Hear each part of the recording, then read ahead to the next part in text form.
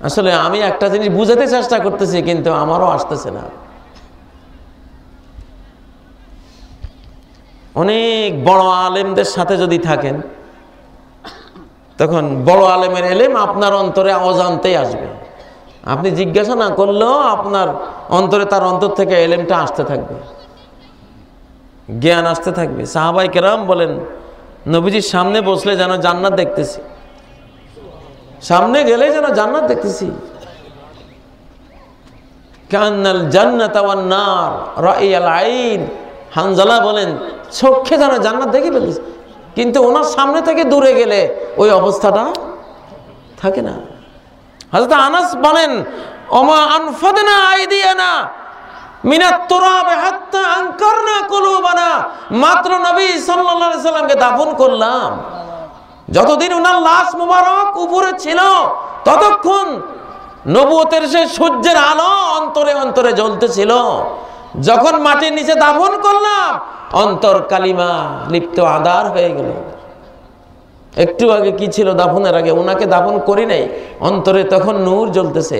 দাফন করা শেষ, অন্তর আধার হয়ে গেছে।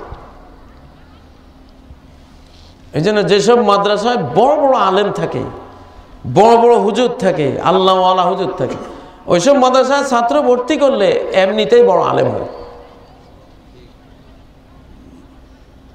আলেম সাহেব যে বসে রয়েছে কামরায়, ওনার হৃদয় থেকে ওর হৃদয়ে এমনি জ্ঞান ঢোকে, বিনিময় হয়। সাহাবায়ে কেরাম তাদের উক্তি থেকে রাসূল সাল্লাল্লাহু আলাইহি ওয়াসাল্লামের সামনে গেলে কি হতো, দূরে গেলে কি হতো, এমন হাজারো উক্তি থেকে এগুলো বোঝা যায়। আয়েশা কি বলতেন?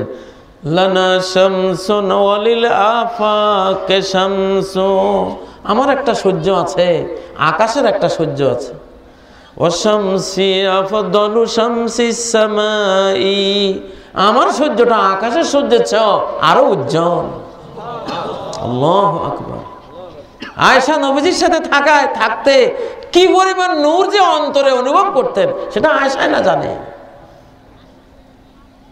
আয়েশা চোখ দিয়ে সূর্যের আলো দেখতেন, হৃদয় দিয়ে মুহাম্মদ সাল্লাল্লাহু আলাইহি সাল্লামের ওই নবুয়তের সূর্যের আলো অনুভব করতেন। এই জন্যই ওই কবিতাটা উনি বানিয়ে বলেছেন।